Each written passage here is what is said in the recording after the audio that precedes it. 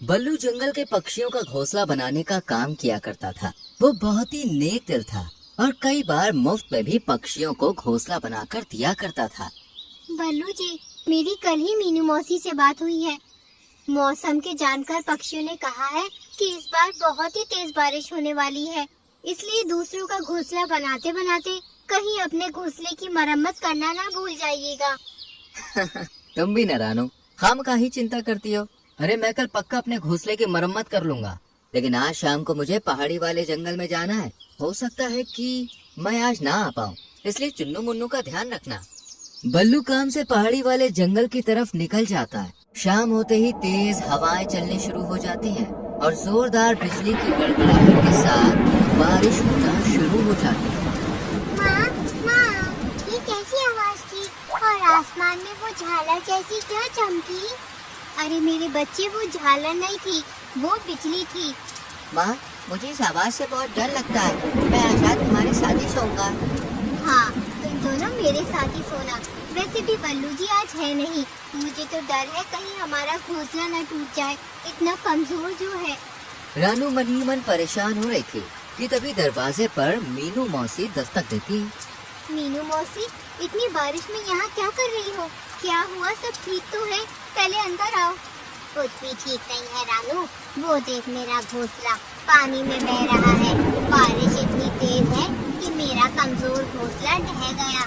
आज रात मैं तेरे साथ ही रुकूंगी। क्यों नहीं मीनू मौसी, तुमने तो मेरी कितनी बार मदद की है, तुम निश्चिंत होकर यहीं रुको। रानू, बल्लू कहाँ है? कहीं दिख नहीं रहा। यही तो चिंता है मीनू मौसी। बल्लू जी पहाड़ी वाले जंगल में काम से गए हैं, पर मुझे डर है इस बारिश में वो कैसे होंगे।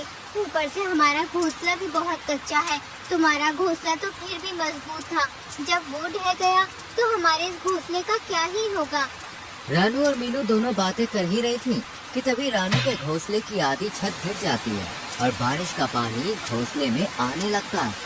जिसका डर था वही हुआ। मीनू मौसी, चुन्नू को लेकर बाहर निकलो, मैं मुन्नू को लेकर आती हूँ। चारों घोंसले से बाहर पेड़ की टहनी पर बैठ जाते हैं और बारिश में भीगने लगते हैं। रानू, चुन्नू मुन्नू को ज्यादा देर तक बारिश में रखना ठीक नहीं है। मैं यहाँ इनके पास रुकती हूँ, तू जा किसी से मदद मांग ले।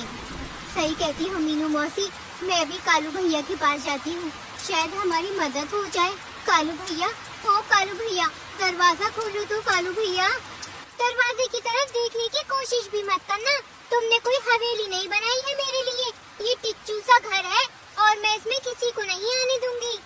मैं तो बस देख रहा था, तुम कहती हो तो नहीं खोलता दरवाजा, लेकिन बल्लू और रानू ने हमारी कई बार मदद की है, तो फिर चलो चलो, मदद बड़ी की है। मुफ्त में घर बना दिया तो क्या मदद हो गई? सो जाओ अब। लगता है कालू भैया पूरी बहन सो रही है। मोंटू से पूछ कर देखती हूँ। मोंटू, दरवाजा खोलो, मेरे बच्चे बारिश में भीग रहे हैं, हम मुसीबत में हैं, मदद करो। मोंटू दरवाजा न खोलकर खिड़की से बात करता है और रानू उसे पूरी बात बताती है।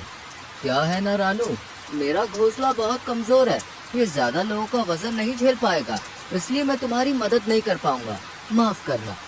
इससे पहले कि रानू कुछ बोल पाती, मोंटू खिड़की बंद कर लेता है और रानू मीनू मौसी के पास जाती है। सब मतलब ही है, तूने और बल्लू ने कितनी बार इनकी मदद की, किसी को राशन दिया तो किसी का मुफ्त में घर बनाया, पर आज जब तेरा घर टूटा है तो सब पीठ दिखा रहे हैं। अगर मैं अकेली होती तो कोई चिंता नहीं थी, पर चुन्नू मुन्नू के लिए मन घबरा रहा है मौसी। ऊपर से बल्लू जी भी तो नहीं आए हैं, क्या करूं, कुछ समझ नहीं आ रहा। चिंता मत कर रानू, हमने कभी किसी का बुरा नहीं किया, भगवान भी हमारे साथ बुरा नहीं करेगा। हम दोनों अपने पंखों में चुन्नू मुन्नू को छुपा लेते हैं।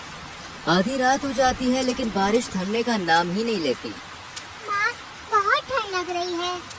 मुझे भी बहुत भूख भी लगी है। रानू, क्या तूने इन्हें कुछ खाने को नहीं दिया था?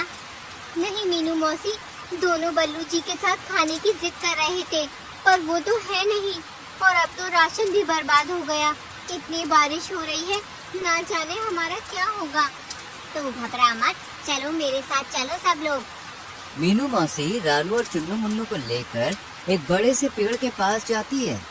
पेड़ राजा, जागो पेड़ राजा, हमें तुम्हारी मदद चाहिए। क्या हुआ मीनू मौसी? तुम और रानू चिड़िया, तुम सब इतनी बारिश में यहाँ क्या कर रहे हो? पेड़ राजा, रानू और मैं बड़ी मुसीबत में हैं। देखो ना, रानू का घर ढह गया और मेरा भी, और कोई भी हमारी मदद करने को तैयार नहीं है। क्या तुम हमें रहने के लिए छत दोगे? कैसी बात करती हो मीनू मौसी?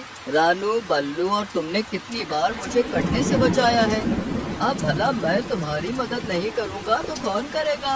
जल्दी से मेरे इस बड़े से हॉल में आ जाओ, मैं तुम्हें सुरक्षा भी दूंगा और खाने को ढेर सारे फल भी। जल्दी आ जाओ। रानू और मीनू तुरंत ही चुन्नू मुन्नू के साथ पेड़ के होल में बैठ जाती हैं। वहाँ बहुत सारे फल भी खाते हैं वो लोग, और फल खा के सभी अपनी भूख मिटा लेते हैं। देखते ही देखते पूरी रात गुजर जाती है।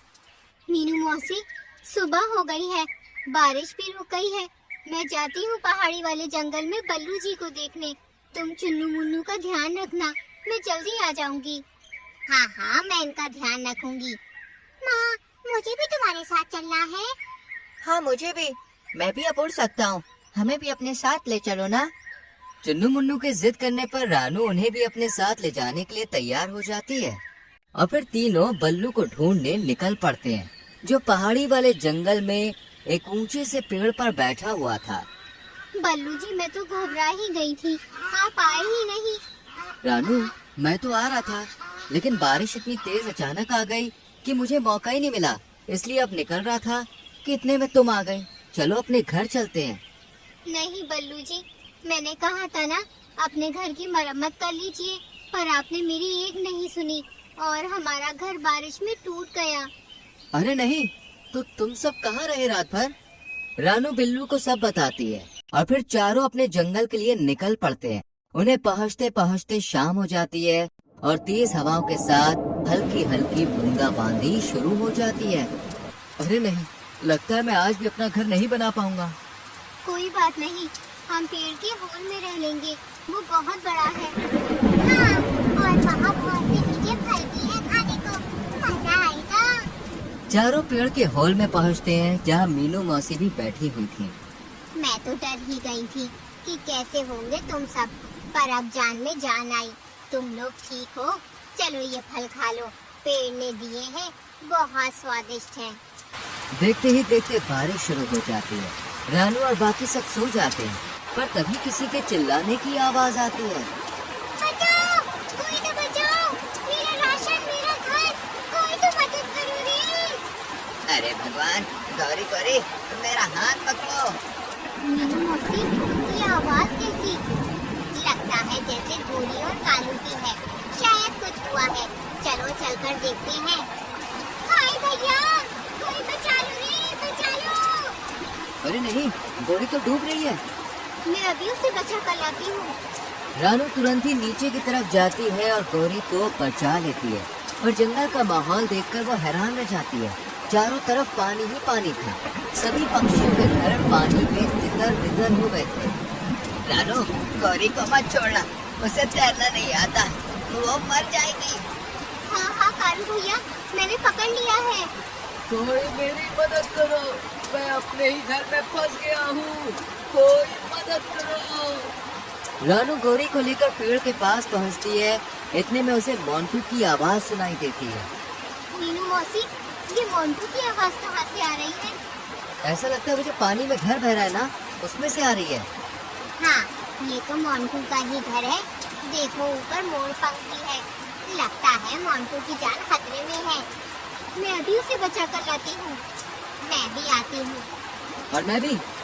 कोई तो मुझे बाहर निकालो, ये दरवाजा जम गया है, पानी भी अंदर भर रहा है। बचाओ, कोई तो बचाओ। तुम चिंता मत करो मोंटू भैया, हम आ गए हैं। तीनों मोंटू को जैसे तैसे घर से बाहर निकालते हैं, और बाकी जंगल वासियों को भी सही सलामत पेड़ के होल में ले जाते हैं। रानू की दिलेरी देखकर सभी पक्षियों के सर शर्म से झुक जाते हैं। रानू बहन, मैंने तुम्हारे बुरे वक्त में तुम्हारी मदद नहीं की। तुम रात भर अपने बच्चों के साथ मदद को भटकती रही, लेकिन मुझे फिर भी तरस नहीं आया, और तुमने एक बार भी अपने बारे में नहीं सोचा और मेरी मदद करने दौड़ पड़ी। मुझे माफ कर दो। मुझे भी माफ कर दो रानू और मीनू मौसी। मैं भी उतना ही गुनहगार हूँ जितनी की गौरी। इसने मना किया और मैं मान गया। मुझे तो तुम्हारी मदद करनी चाहिए थी। मैंने भी तुम्हें यूं ही छोड़ दिया, ये जानते हुए कि बल्लू भैया घर पर नहीं है। मैंने तुम्हारी मदद नहीं की, मुझे भी माफ कर दो। कोई बात नहीं, आप सबको अपनी गलती का एहसास है, हमारे लिए यही काफी है। और वैसे भी गलती का एहसास होना सबसे बड़ा पश्चाताप होता है। मैंने आप सभी को माफ किया। रानू ने माफ कर दिया मतलब मैंने भी माफ कर दिया, लेकिन याद रखना हम सब एक दूसरे के सुख दुख के साथी हैं, इसलिए ऐसा दोबारा ना करना। तो देखा दोस्तों, रानू और मीनू को उनकी अच्छाई का फल आखिरकार मिल ही गया। इसलिए कहते हैं कि कभी किसी को मुसीबत में पीठ नहीं दिखानी चाहिए, क्योंकि परेशानी कब आपके दरवाजे पर आ जाए कहा नहीं जा सकता। इसलिए सबकी मदद करनी चाहिए। क्या पता आपकी अच्छाई का फल किस रूप में मिल जाए।